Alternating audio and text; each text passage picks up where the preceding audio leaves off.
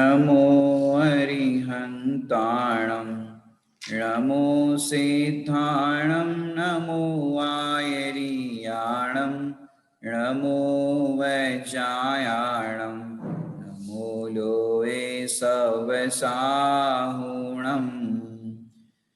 दंश मशक जब तन में लगे ज्ञान रूप में मुनिवर पगे बहे ज्ञान धारा उर माही परिशह में उपयोग सुनाई।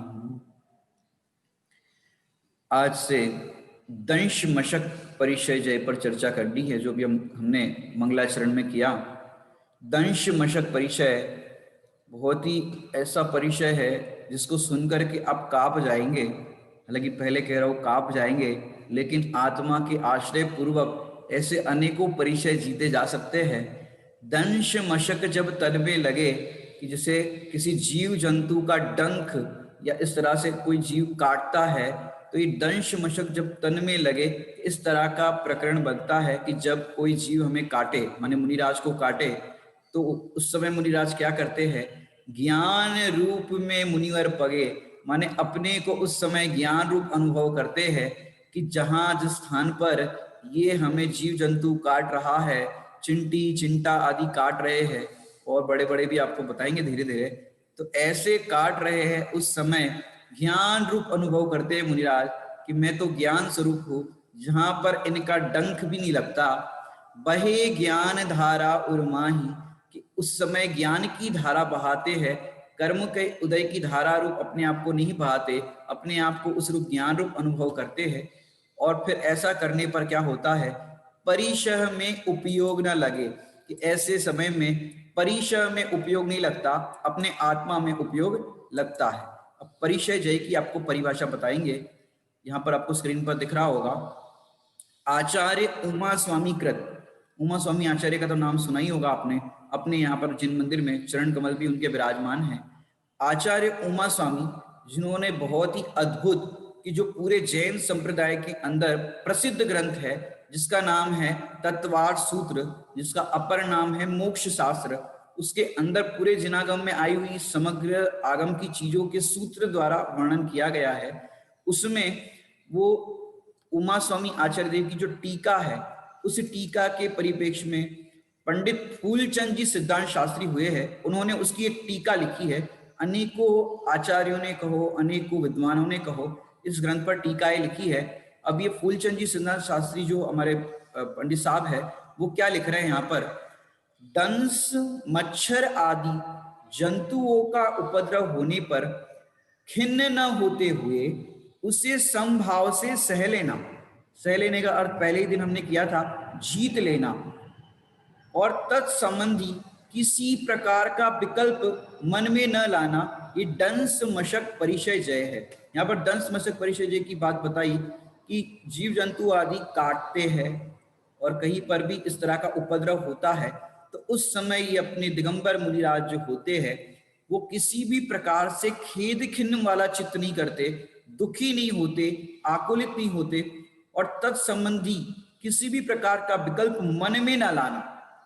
वचनों से और काया से, अपन जैसे अपने को कुछ कोई जीव काट जाए तो अपन वचनों से चिल्लाते हैं, दुखी होते हैं, काया से भी रोते हैं, इस तरह से दिखता है। लेकिन मुनिराज के लिए यहाँ पर कहा कि यो परिचय जयी होते हैं मुनिराज, कि मन में भी विकल्प नहीं लागते किसी भी प्रकार का खेद का। इसका नाम है दंश मशक परिचय जय। और स्वरूप विश्रांत निस्तरंग अकृत्रिम चैतन्य के वासी मुनिराजों का सदा जंगल में वास होता है। अब जंगल क्या होता है, जम प्लस गल, जमे गए अपने ध्रुव धाम में, माने जम गए हैं और गलने योग्य मोह राग द्वेष जिनके गल गए हैं, ऐसे अंतर बाह्य दोनों प्रकार से जंगलवासी मुनिराजों पर डांस मच्छर तो सदा बाधा देते ही हैं। कैसे हमारे सच में मुनिराजों का बहुत सुंदर एक वर्णन श्रीमद राजचंद्र जी ने उनकी एक मुनिराज स्तुति समझो या मुनिराजों को प्रणाम करते हुए उन्होंने एक भाव लिखा है, यहाँ पर लिखा है, आप देख सकते हो, मुनि को प्रणाम। शांति के सागर अरु नीति के नागर नेक, दया के आगर ज्ञान ज्ञान ध्यान के निधान है। शुद्ध बुद्धि ब्रह्मचारी मुख वाणी पूर्ण प्यारी, सबन के हितकारी धर्म के उद्यान हो। क्या कह रहे? धर्म के तो बगीचे ही है। कौन? दिगंबर मुनिराज धर्म के बगीचे है। पूजन में कई लाइन पढ़ी आपने, तुम सुरभित ज्ञान सुमन हो प्रभु। श्रीमंद भगवान की पूजा में ये लाइन आती है। और दूसरी एक लाइन आती है, चैतन्य सुरभि की पुष्प वाटिका में विहार नित करते हो। क्या कह रहे हैं यहाँ पर? बताओ मुनिराज क्या कर रहे होंगे जंगल में? कुछ करना ही नहीं, जंगल में क्या करना बताओ?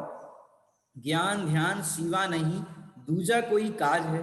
जैसे घर में हम रहते लगता है घर में कुछ काम कर ले। अभी जैसे लॉकडाउन के अंदर दुकान जाना नहीं था, जॉब पर जाना नहीं था, अब घर में रहना था, तो जिनको स्वाध्याय की रुचि नहीं है उन लोगों को क्या लगता होगा कि भैया अब क्या करें, घर के अंदर रह करके क्या करें, कुछ काम तो है नहीं, तो बोर हो जाते थे।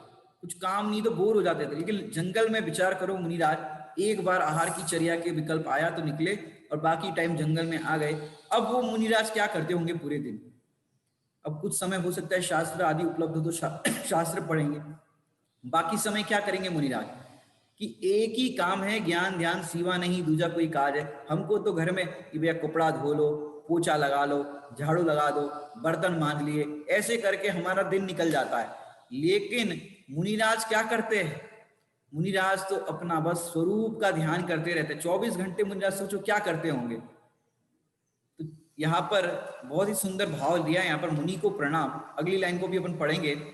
पहले सबन के हितकारी धर्म के उद्यान हो, राग द्वेष से रहित परम पुनित नित्य, गुण से खचित चित्त सज्जन समान हो, राय चंद्र धैर्य पाल धर्म ढाल क्रोध काल, मुनि तुम आगे मेरे प्रणाम अमान है, मुनि तुम आगे मेरे प्रणाम अमान है।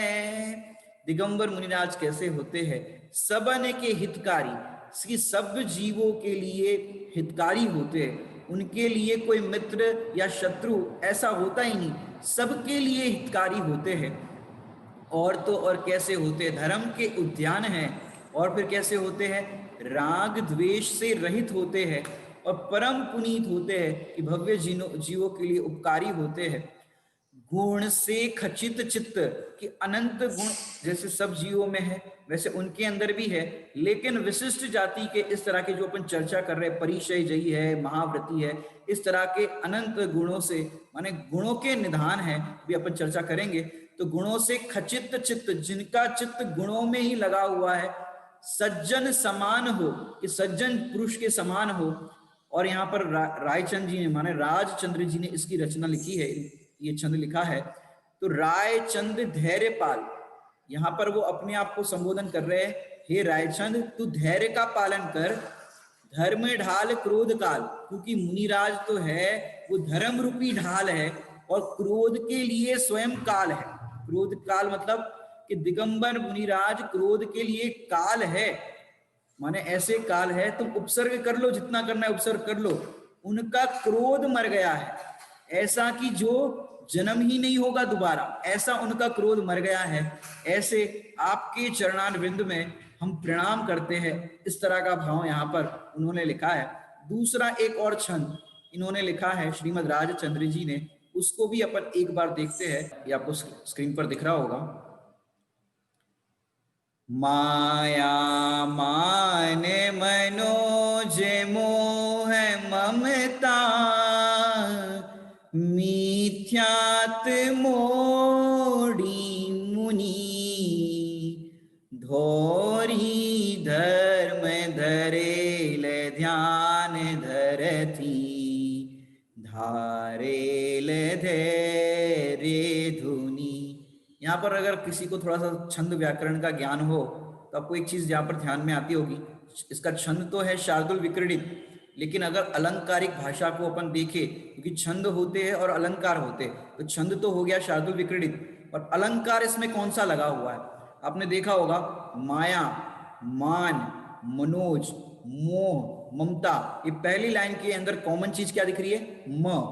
दूसरी लाइन के अंदर ध, धौरी धर्म धरेल ध्यान धरती धारेल धैर्य धुनि। इसका अर्थ क्या होता है कि इसके अंदर अपने अगर अलंकार पढ़े हो तो ये अनुप्रास अलंकार है। म बार बार रिपीट हो रहा है, ध बार बार रिपीट हो रहा है, कि जहां पर बार बार रिपीटेशन इस अक्षरों का हो या शब्दों का हो तो वह उसको कहते हैं अनुप्रास अलंकार। यहाँ पर माया, माया सब लोग समझते होंगे कि जिन्होंने माया को, मान को, मनोज, मनोज माने होता है इच्छा, ये काम शब्द से भी अपन समझते थे, काम के अंदर पांचों प्रकार की इच्छा आती है।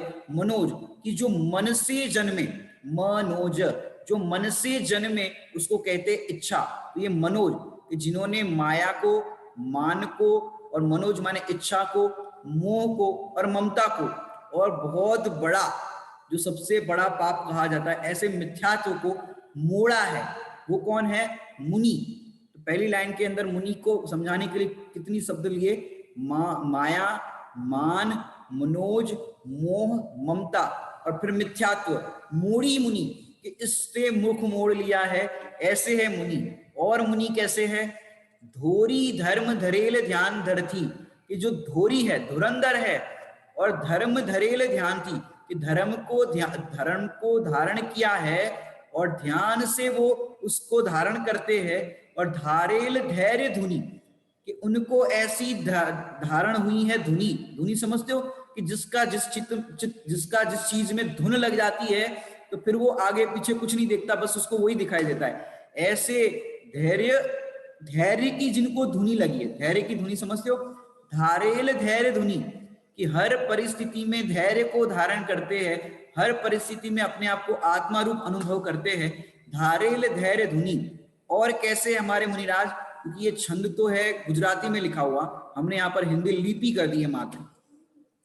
6 संतोष सुशील सौम्य समता, 6 माने है संतोष, क्या है उनको? कि मुनिराजों को संतोष है। सुशील माने, सुशील माने कि वो शीलवान है।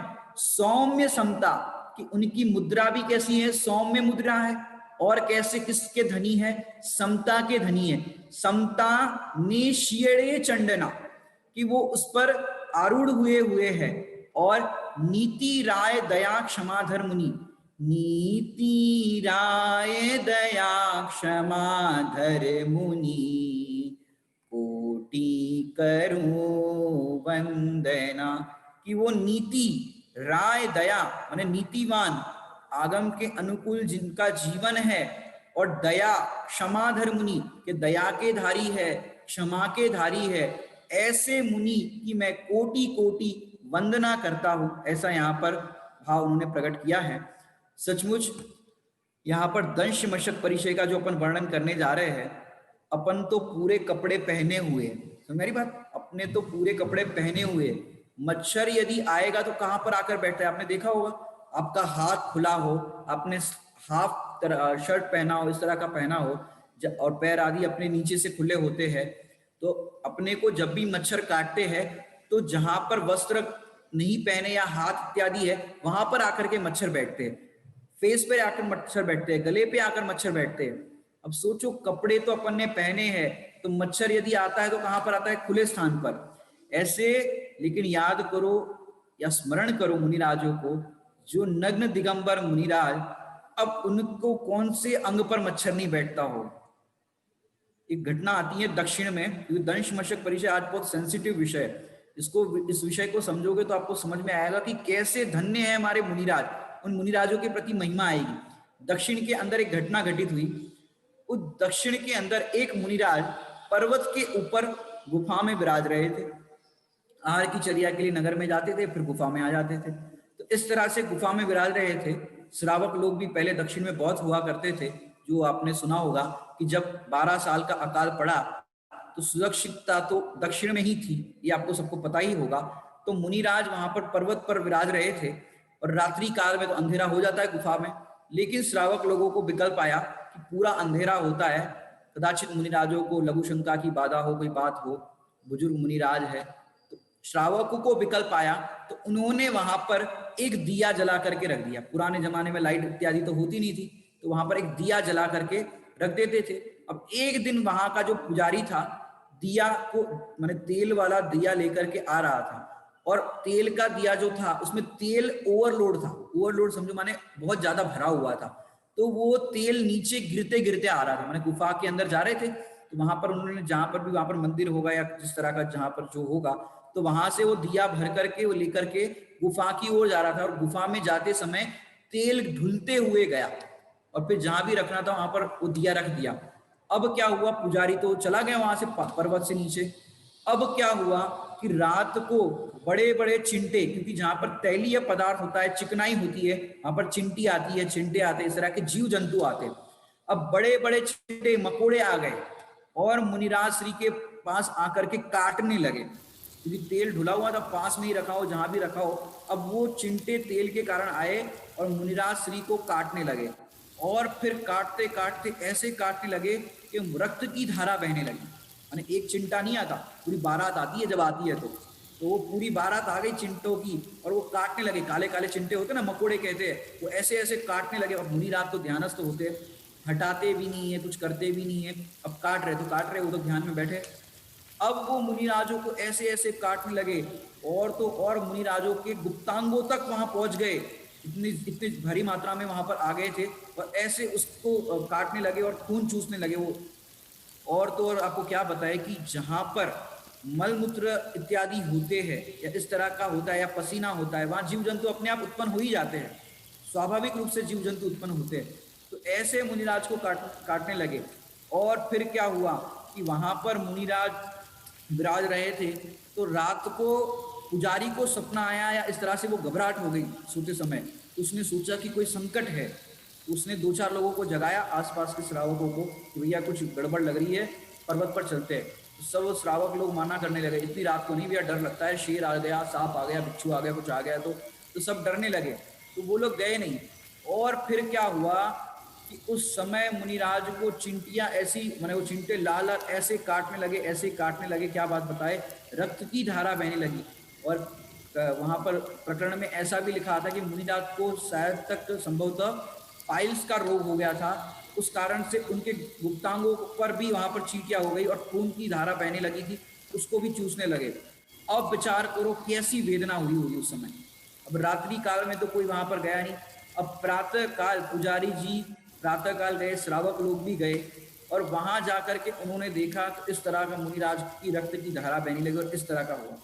समझाने योग्य बात तो यहाँ पर मुझे ये लग रही है कि ऐसे ऐसे प्रकरण होते हैं कि मुनिराजों पर इस तरह के चिंटों की बाधा, इस तरह के जीव जंतुओं की बाधा हो जाती है, वो काटते रहते। अब नग्न शरीर में कैसे नहीं काटेंगे, आप विचार करो। तो ऐसी घटना वहां पर घटी, और फिर प्रातःकाल जाकर के गृहस्थों ने फिर उसको दूर किया, और इस तरह का ये सब किया। लेकिन आप सोचो, ऐसे रोज रोज, एक दिन नहीं, रोज रोज, जब से दीक्षा ली तब से जब तक मोक्ष नहीं होता या समाधि नहीं होती, तब तक ये परिचय रोज उनको होते। और तो और क्या बताए वहां पर कि ऐसे बिच्छू, सांप आदि गर्मियों के दिनों में बिलों से निकल कर आ जाते, घर में गर्माहट होती ना, तो बिलों से सांप बिच्छू आदि निकल करके आ जाते। बरसात के दिनों में आपने जीव जंतु देखे ही होंगे, कितने जीव जंतु रंग बिरंगी तरह के, अलग अलग तरह के जीव जंतु आ जाते। अब ऐसे बिच्छू से, सांप से, जीव जंतुओं से रोज उनको इस तरह के परिचय होते हैं। मैंने गृहस्थ को यदि बिच्छू काट ले, तो गृहस्थ बिच्छू काटने पर फूट फूट कर रोए, और मुनिराज जो होते हैं वो रोते नहीं है, बिलखते नहीं है, आकुलित नहीं होते, मन के अंदर भी खेद नहीं करते। उनके चेहरे की जो मनोभाव माने ये हाव भाव है वो भी बदलते नहीं, दुखी चेहरा नहीं होता। अब देखो उपसर्ग वाला, आपने उपसर्ग जयी मुनिराज का आपने चित्र देखा हो तो चित्र कैसा होता है, समता के धनी, माने किंचित मात्र भी उनके चेहरे पर दुख नहीं झलकता।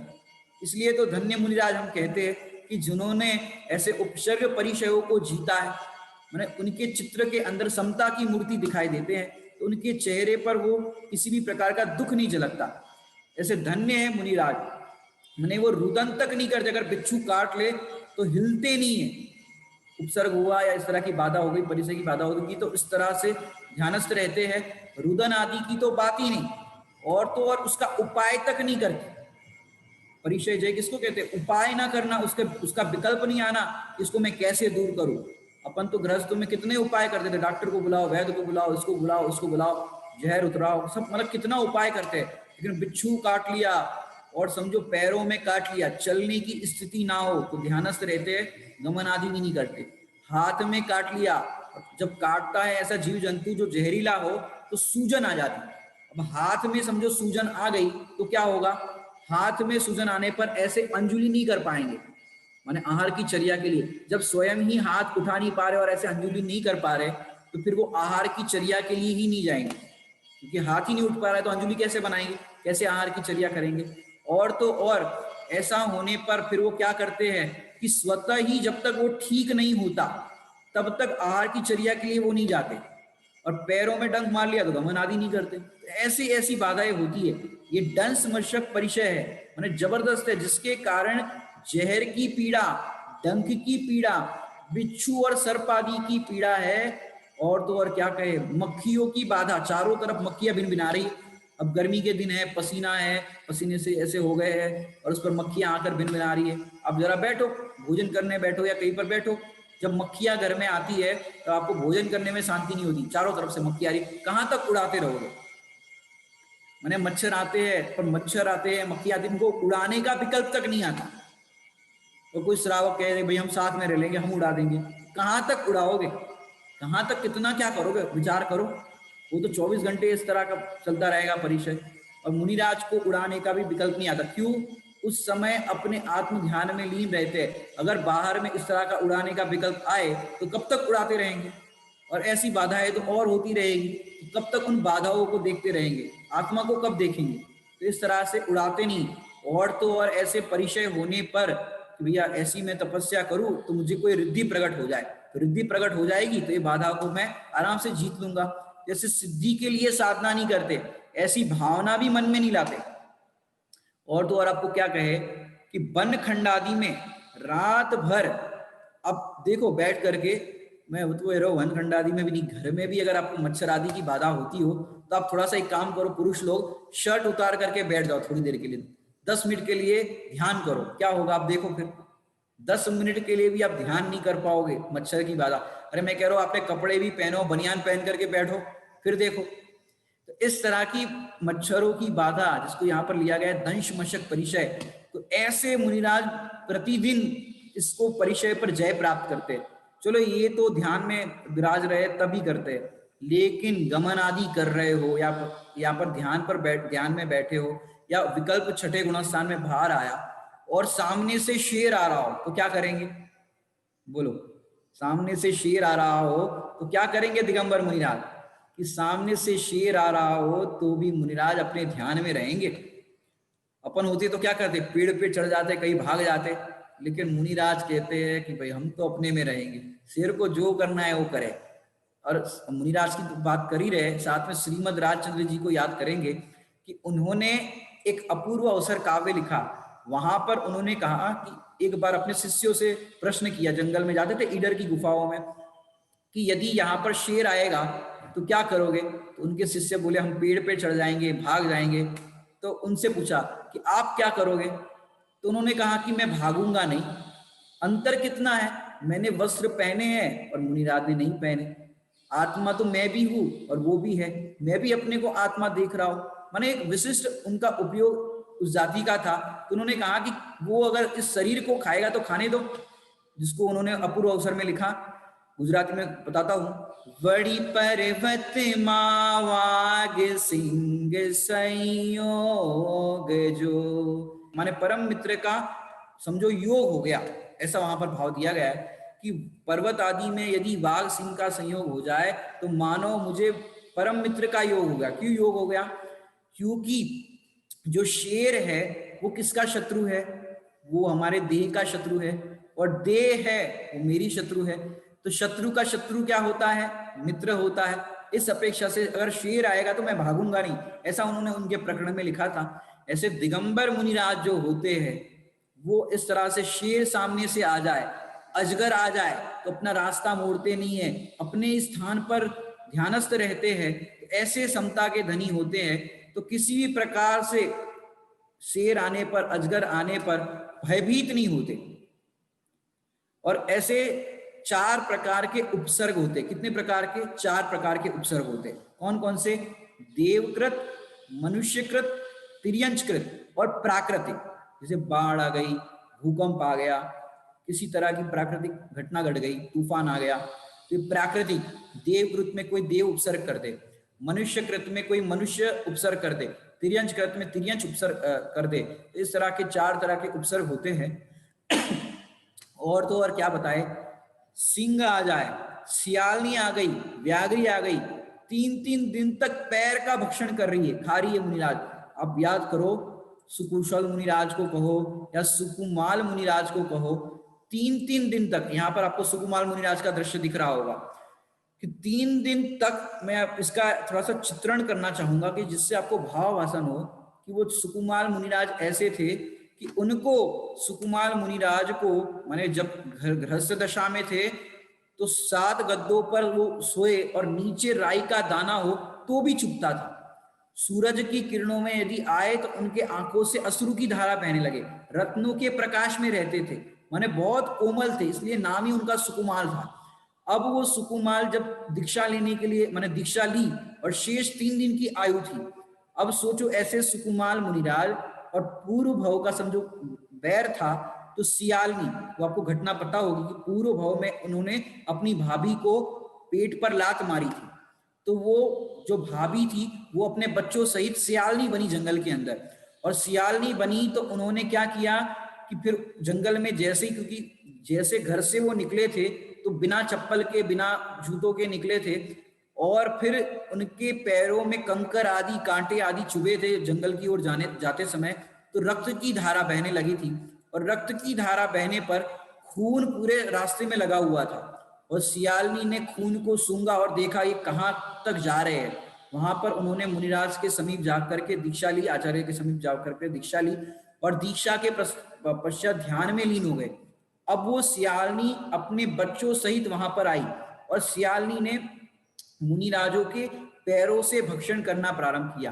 पैरों से भक्षण, साथ में उसके सियालनी के बच्चे भी भक्षण कर रहे थे। अब आपने अगर देखा हो या नहीं देखा हो, लेकिन आप ग्रंथों में पढ़ोगे तो ऐसा वर्णन आता है कि वो पशु जो होते हैं वो नोच नोच करके खाते।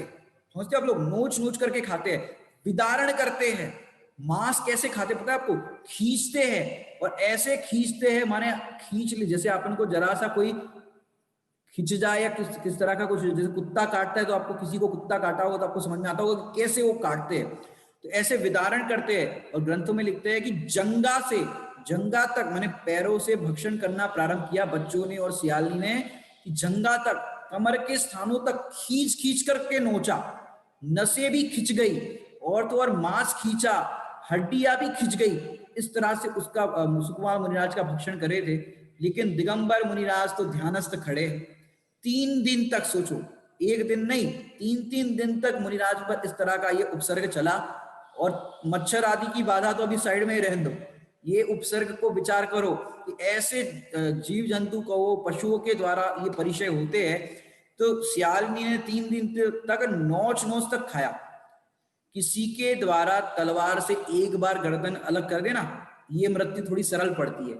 आपके लिए समझाने के लिए कोशिश कर रहे हैं, एक बार गर्दन अलग कर दे तो वो सरल पड़ती है, लेकिन 3 दिन तक आपके शरीर को इस तरह का फाड़ फाड़ करके खाए, और 3 दिन तक इस तरह का उपसर्ग चलेगा, और 3 दिन के बाद आपकी आयु पूरी होगी, तो सोचो कैसी वेदना होगी। लेकिन वेदन जिन्हें असंग ज्ञान का, कि उस समय ज्ञान रूप अनुभव करने वाले सुकुमार मुनिराजों को अपने ज्ञान स्वरूप का ही वेदन हो रहा था। हालांकि विकल्प बाहर में सुकुमार मुनिराज का गया भी और सब तरह का ये हुआ, वो भी सर्वा सिद्धि में मोक्ष तो नहीं हो पाया, लेकिन ऐसे अनेकों मुनिराजों पर ऐसे उपसर्ग हुए हैं।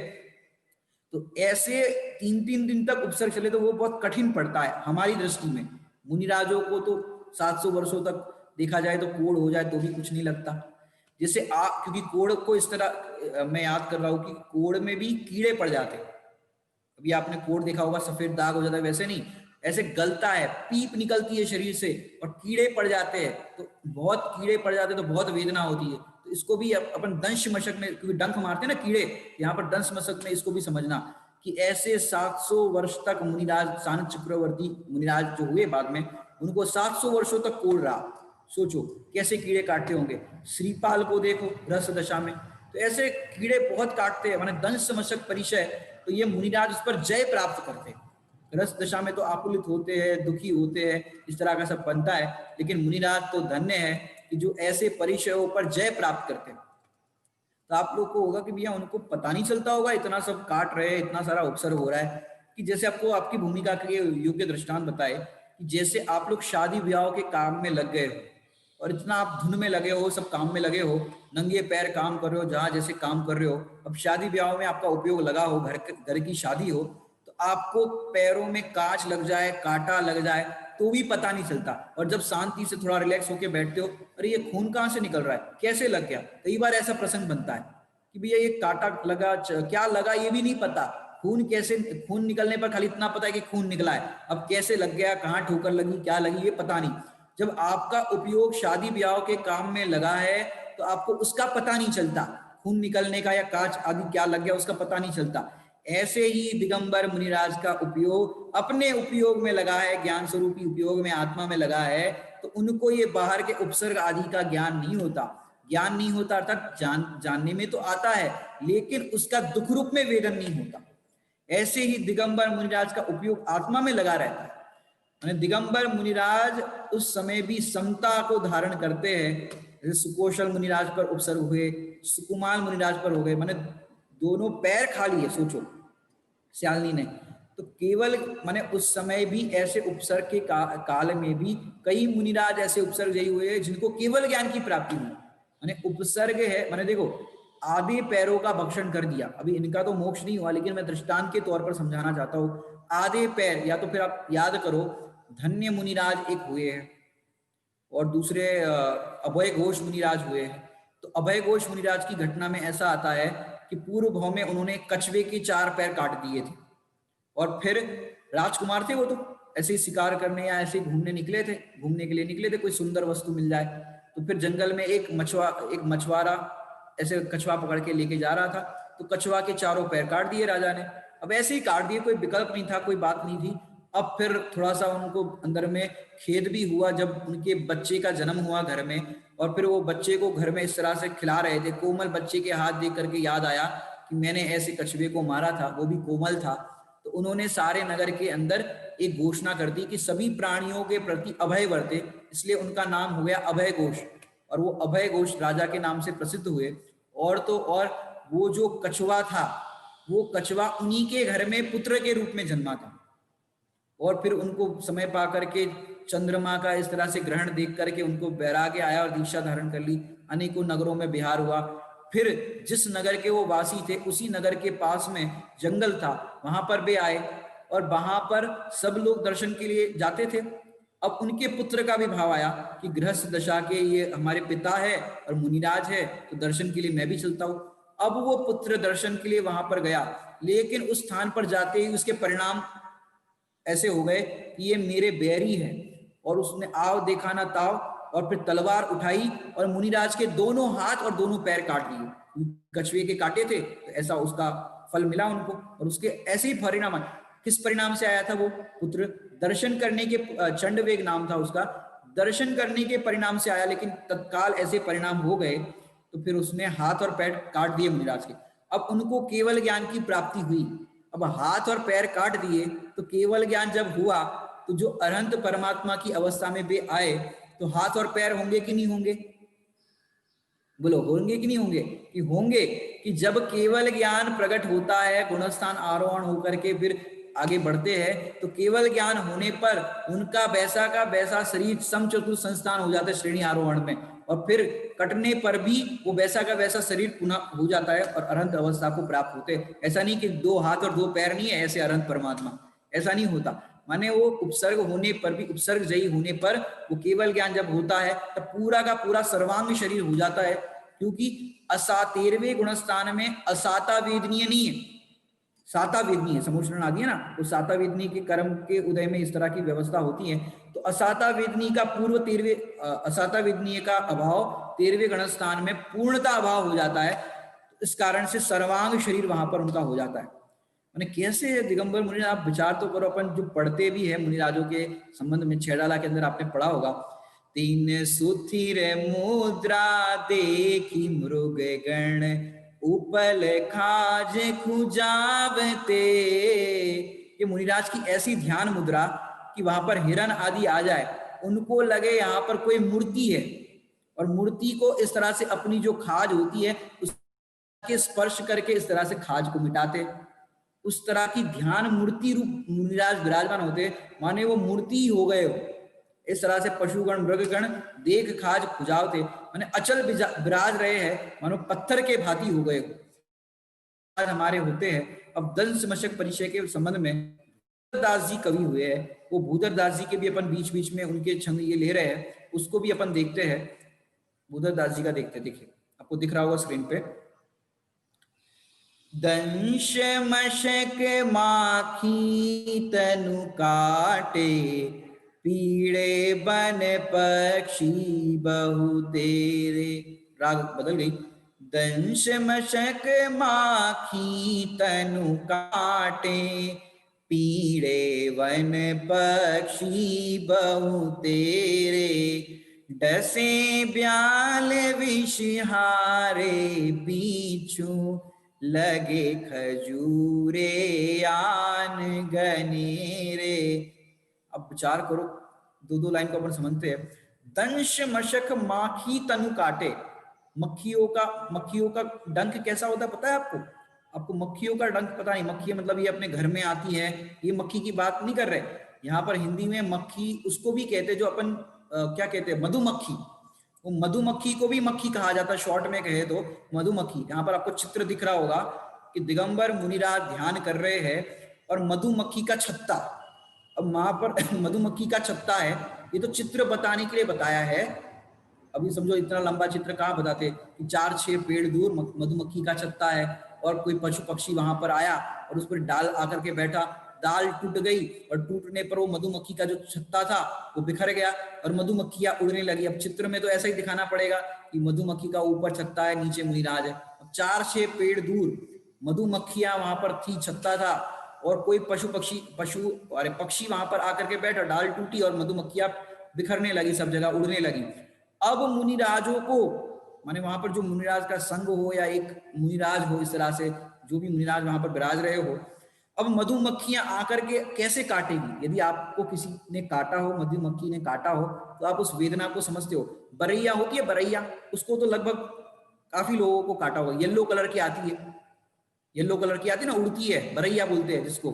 तो उस वो अगर काटती है तो गृहस्थ लोग कोई लोहे की चीज घिसते हैं, हमारी बात इस तरह की, वो जहरीली होती है, सूजन आ जाती है अगर उसको लोहे से नहीं घिसो तो वो इस तरह का उपाय करते हैं गृहस्थ लोग। तो ये येलो कलर की आती है, पीले रंग की आती है, बरैया बोलते हैं हिंदी में।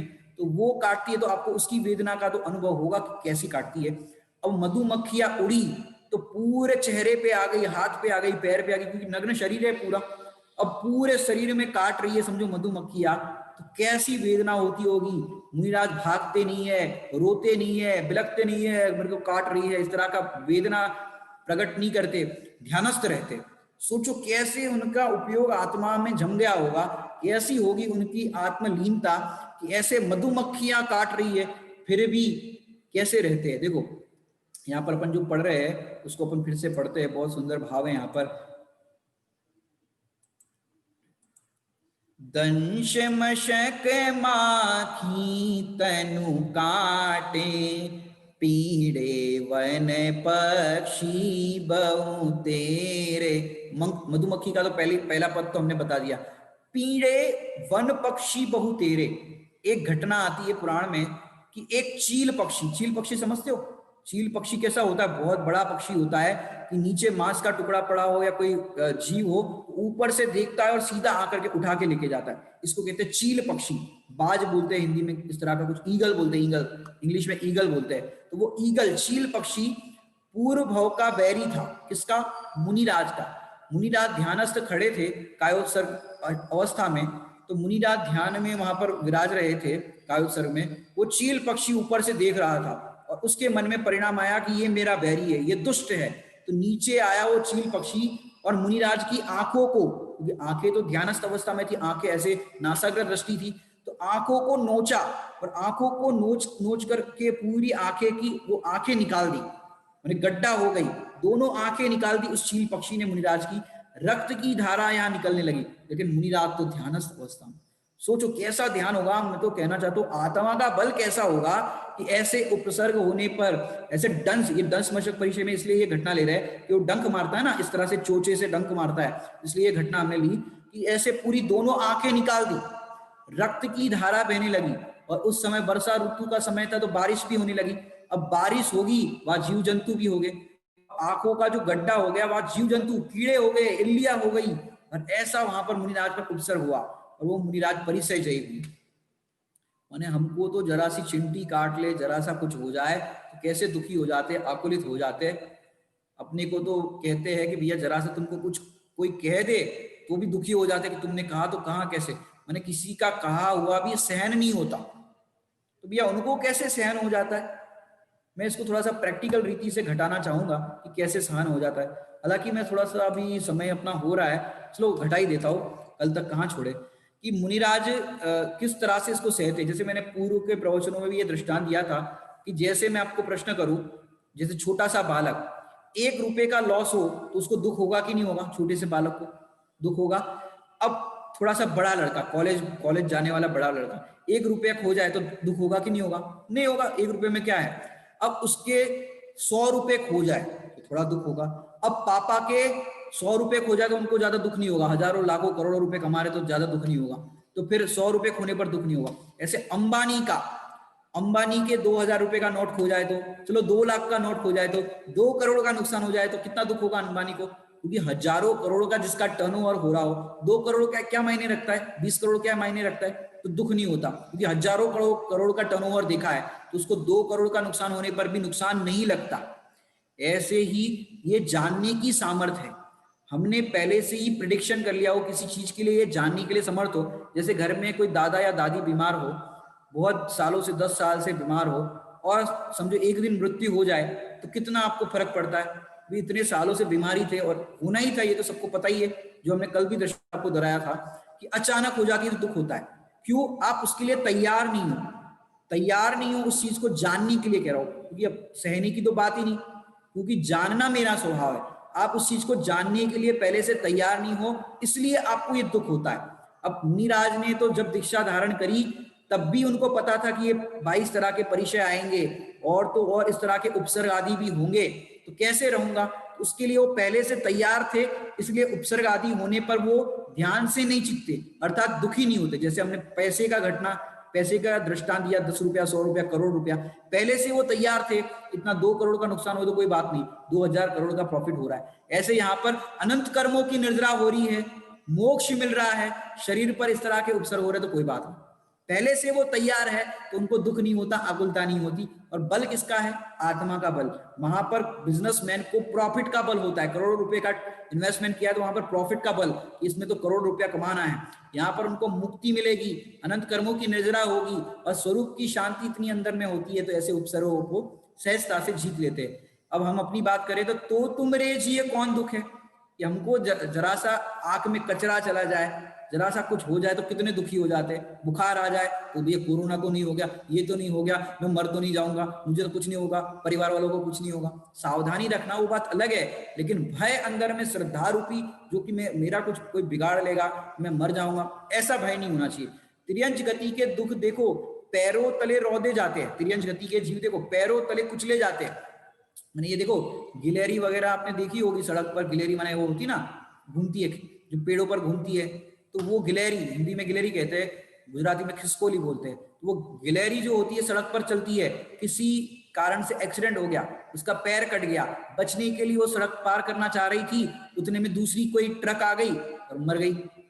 कुत्ता देखो एक्सीडेंट हो गया, टांग टूट जाए, अब कौन पानी पिलाए, कौन खिलाए, अब लंगड़ा हो कुत्ता, कोई रोटी डाल देवे तो भी दूसरा कुत्ता आकर के छीन के खा जाए, मुंह में रोटी रखी उसको छीन के खा जाए, क्योंकि अब इसके पैर में तो लगी है, लंगड़ा है, क्या कर लेगा। ऐसे पाप के उदय को नहीं भोगना हो आपको तो क्या करे, इमी जानी आलस हानि साहस ठानी, यह सिख आदरो, जब लो न रोग जरा गहे, तब लो जटति निज हित करो। दंश मशक माखी तन काटे, पीड़े वन पक्षी बहु तेरे। आगे की लाइन को देखते हैं, डसे ब्याल विषहारे बिच्छू, लगे खजूरे आन घनेरे। घनेरे मतलब बहुत तरह के मच्छर हो जब, तब थोड़े निर्वस्त्र होकर के, अभी जो आपको बताया ना वैसे आपका देखो तो पता चलेगा, मैंने पूरी बारात आ जाती है मच्छरों की, मक्खियों की, चिंटियों की, तब आपको पता चलेगा कि कैसे कैसे वेदना होती है, क्या होती है। एक घटना अंत में आपको बताना चाहूंगा कि जो यशोधर मुनिराज का प्रकरण सबको पता ही होगा।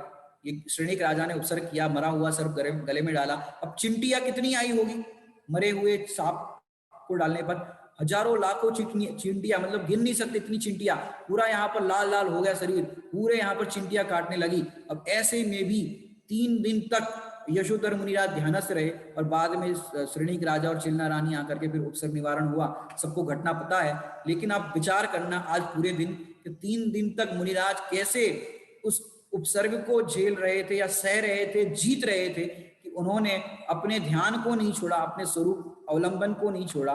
तो ऐसे ही हम मुनिराजों को अपने चित्त में बसाए और ऐसे उनके उपसर्गों से अपने जीवन में छोटी छोटी घटना हो रही है वहां पर कषायों के प्रसंग ना लेकर के भेद विज्ञान के प्रसंग को ऊर्ध्व रखे। इसी मंगल भावना से विराम लेते हैं। ओम नमः सिद्धिभ्य।